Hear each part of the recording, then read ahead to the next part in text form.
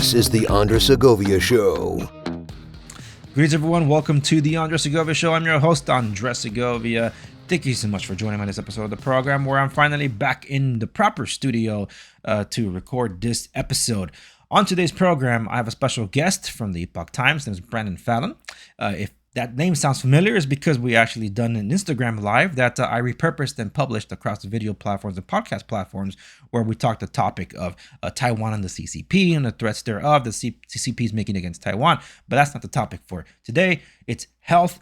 Most importantly, something that's probably near and dear to a lot of us because we either struggle with it ourselves or know someone that deals with it, depression, anxiety, and what we can do to address that. And Brendon has been doing a health-centric show for at least a year now over at Epoch TV. I'll be leaving links to certain episodes that we mentioned on today's conversation on the show notes accompanying this episode at www.TheAndresSegovia.com, along with his socials where you can follow him and stay up to date as he publishes more topics that he's able to flesh out more, and he has experts on the field of set topics that he's able to discuss more in depth than he and I are able to talk about on today's program. But I still picked his brain and shared some stuff of my own because, well, health. We all need to at least give attention to it because sooner or later, we're going to have to.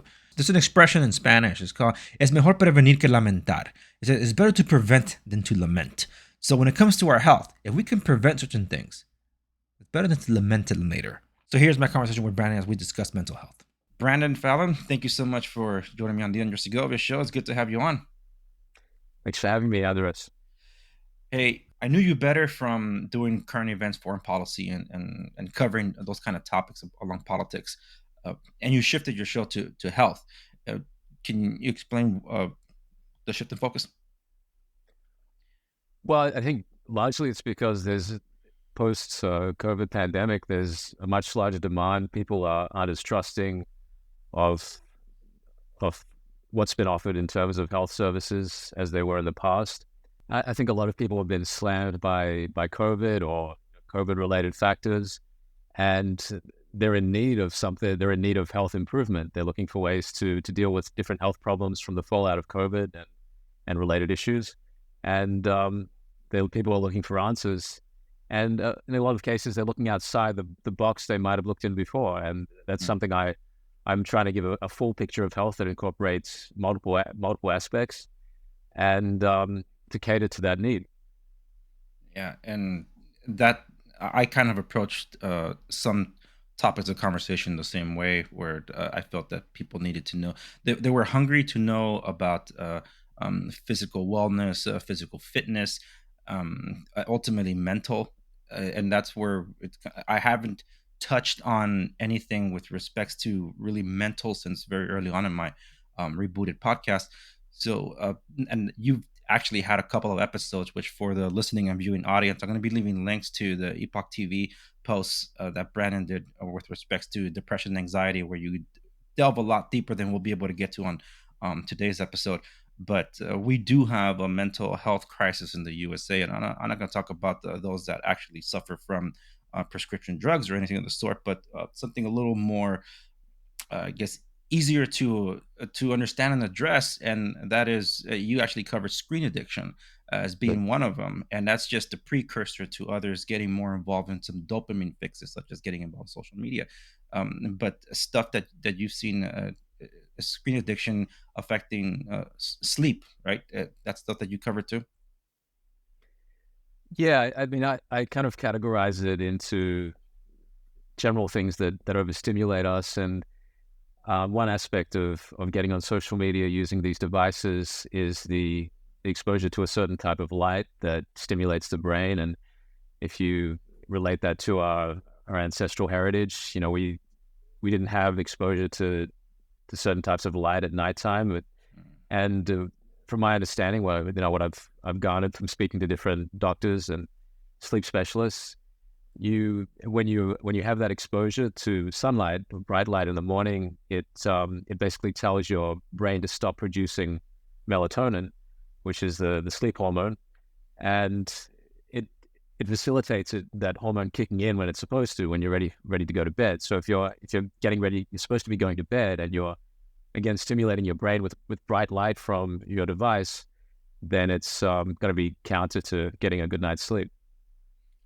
And there have been some people that talked. I think some of them try to simplify it and call it a blue light. So now they have a blue light filter on their cell phones. That wasn't the point.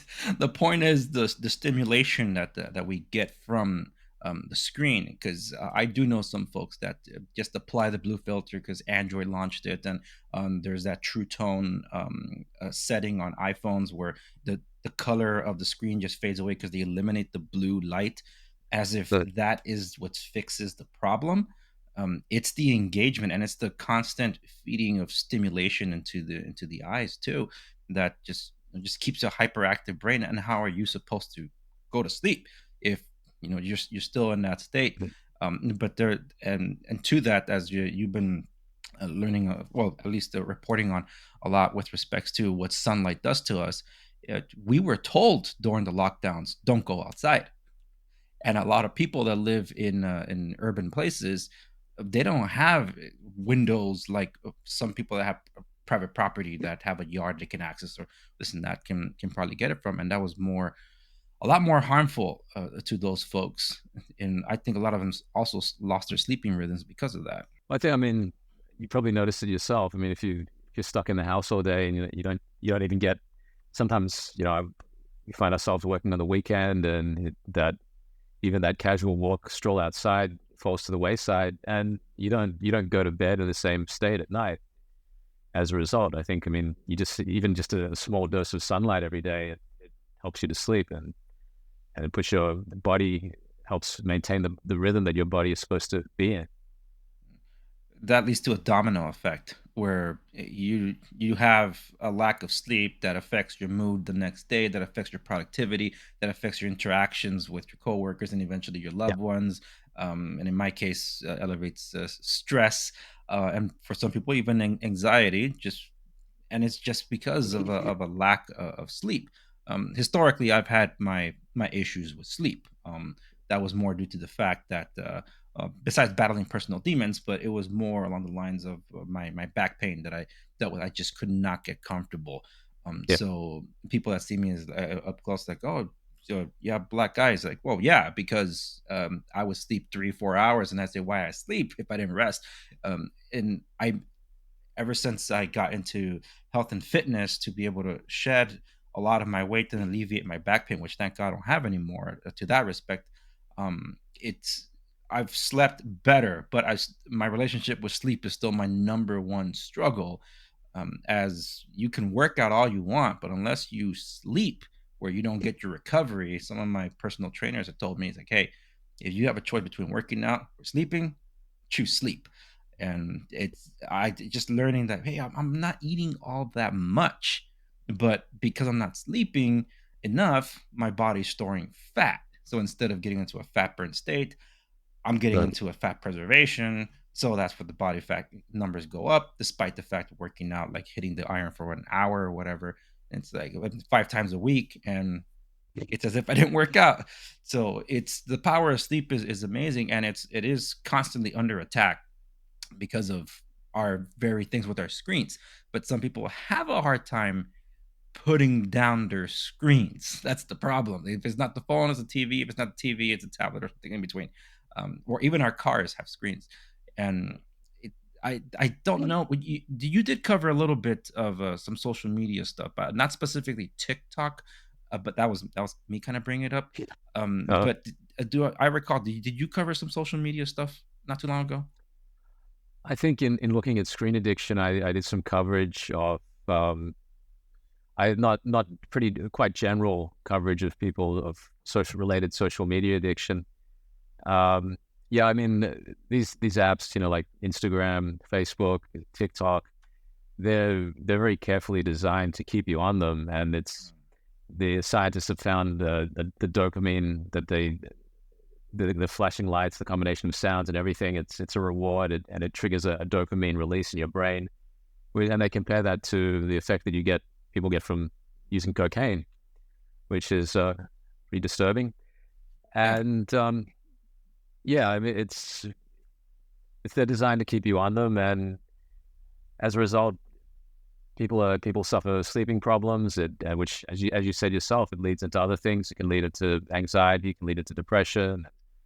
Um, I think I was just reading recently that there's a heightened increase or risk of suicidality among particularly young girls Yeah. who are found to have TikTok addiction. Yeah, and I'm just in what you said there reminded me of that episode that you did, because you were highlighting the concerns about children or youths getting access to these Yeah. screens, because as adults we're kind of like the guinea pigs, and we're seeing the ramifications among our peers. It's those that have had depression, and sometimes it might not even be all that much, where like, well, I'm not following any of these glamorous people, I'm just following like national parks and stuff.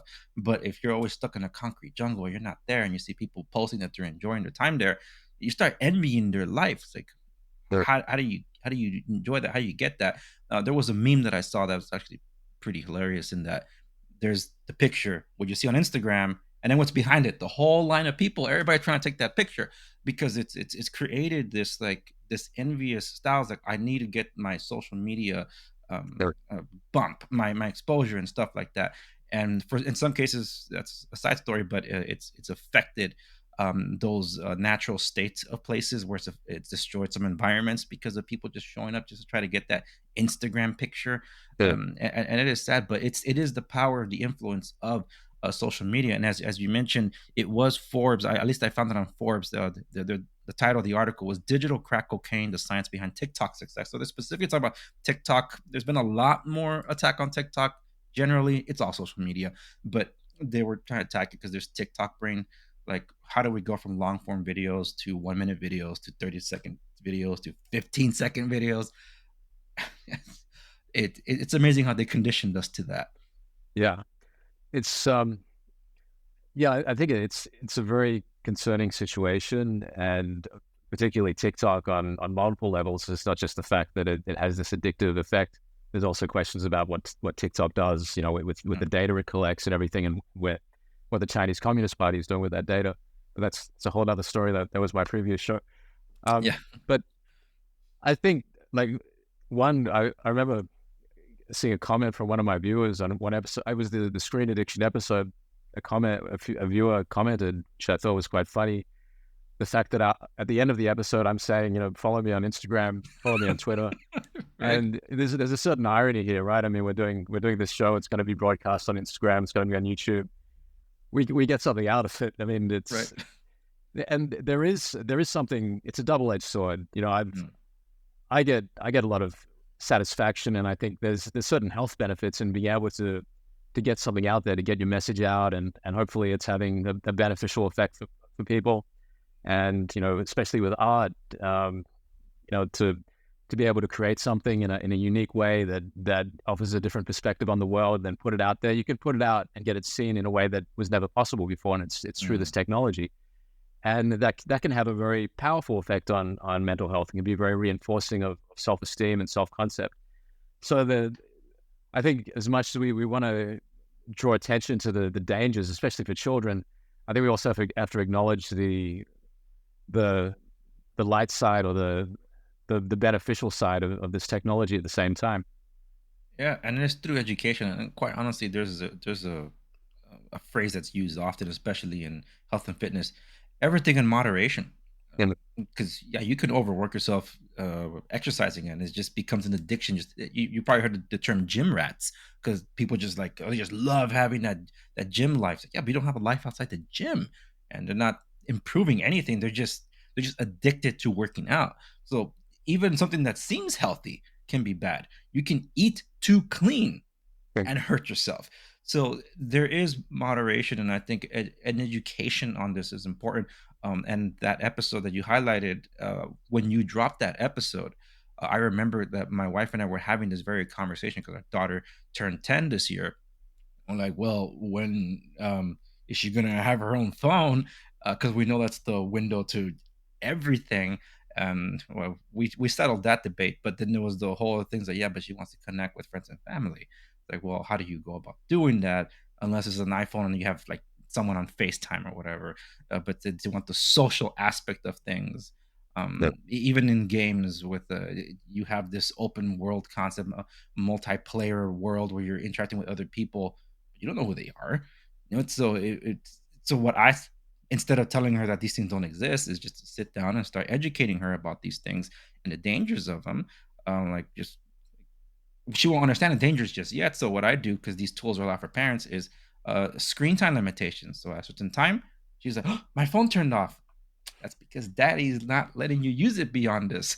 So But that is something that I think is required from parents to acknowledge that, hey, these they live on screens, and after 2020, I mean, there's a reason why Zoom, Teams, and the like they exploded because of online learning, and some other people are still working from home. In fact, as I was getting into the office this morning, I got a text, no, a text, a post from social media saying that Nancy Pelosi staffers in San Francisco are being told to work remotely because of dangerous crimes in San Francisco. So, like, well, it's not going away anytime soon for whatever reason. So, like you said, it's a double-edged sword, absolutely. But no. it is how we are interacting, and we do have certain control, or at least we can engage in best practices and learn some disciplines that we could then pass on, and hopefully our kids don't become too addicted, or more so than we were. Yeah, and I think part of it is, people are more. Some people are more predisposed to addiction than others, and there's different factors that lead into that.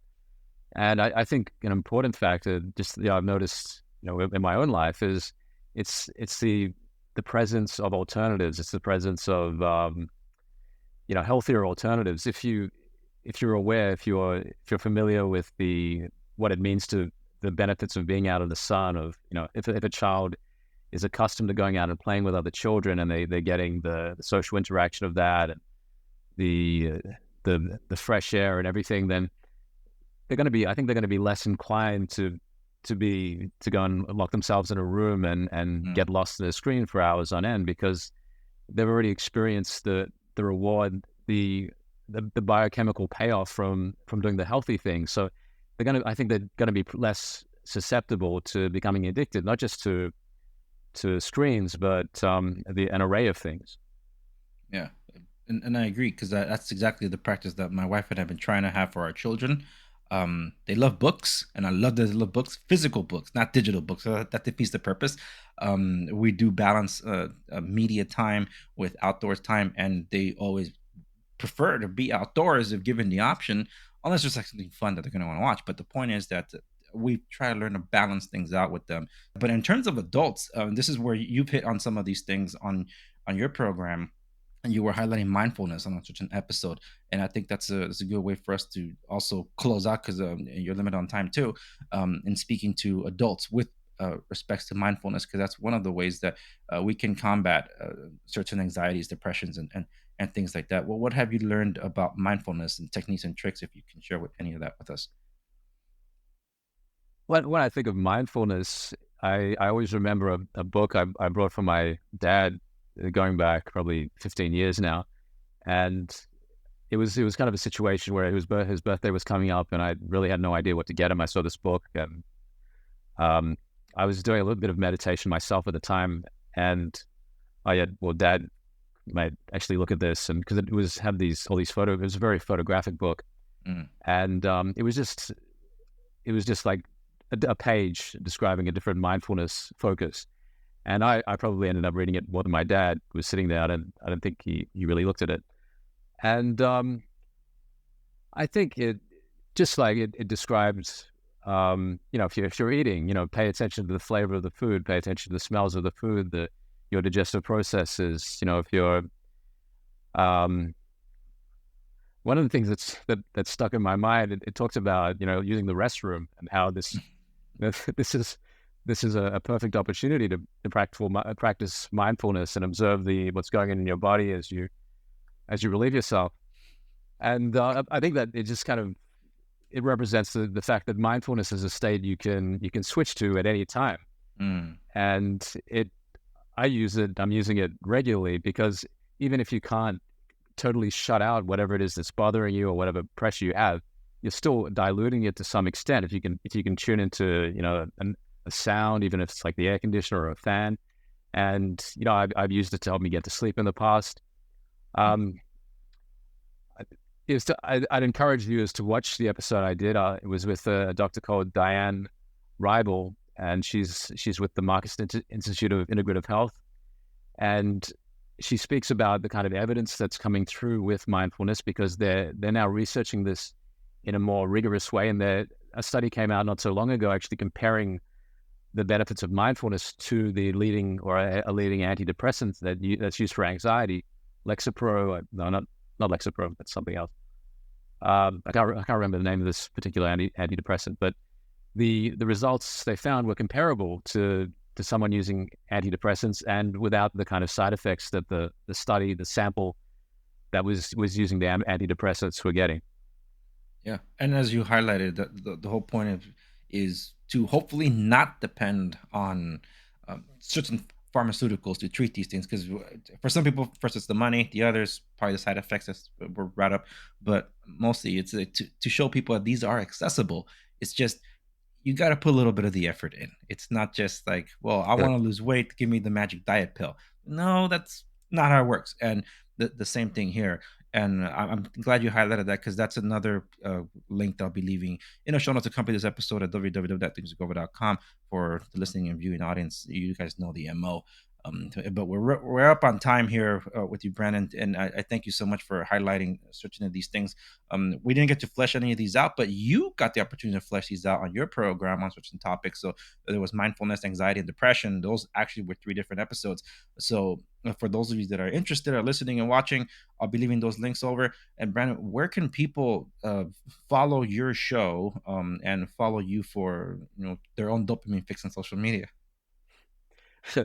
You can get your dopamine fix at c.vitalsigns on Instagram, and that's see.vitalsigns. And you can follow me on Twitter at Brendon Fallon. And I post the latest episodes that are coming out. And thanks, Andres, if you want to leave a few of the links to some of those mental health related episodes. I think there's some interesting perspectives there and some insights into some techniques that don't often get a lot of coverage, but are proving quite effective. Mm-hmm. And I was going to leave the Epoch Times links from Epoch TV. I don't remember if they're behind the paywall, because I do pay it, so I believe they're on YouTube also, at least the shorter versions of them, right? They're gradually getting on YouTube. If people want to watch the more recent ones, I think they might be prompted to register with their email address, but I might be mistaken, but I think they can probably watch these episodes without having to necessarily subscribe. Okay. Well, for those of you that heard, I'll be leaving links to that. And if I could find a YouTube alternative, I will do that too. But Brendon, don't hang up yet. But thank you so much for joining me on the TheAndresSegovia show. It's always a pleasure to have you on. I'm sorry we didn't do this live. Like I said, I know how much you love to do these lives. Next time. Next time for sure. And that does it for today's episode. Remember, any links and references are available at the show notes accompany this episode at www.TheAndresSegovia.com. For those of you watching the video platforms, some of those links will be available in the video description down below. Remember to like, share, subscribe, stay in the know. Follow me across the socials at TheAndresSegovia, Twitter, X, whatever it's called, _AndresSegovia, and I'll see you on the next one.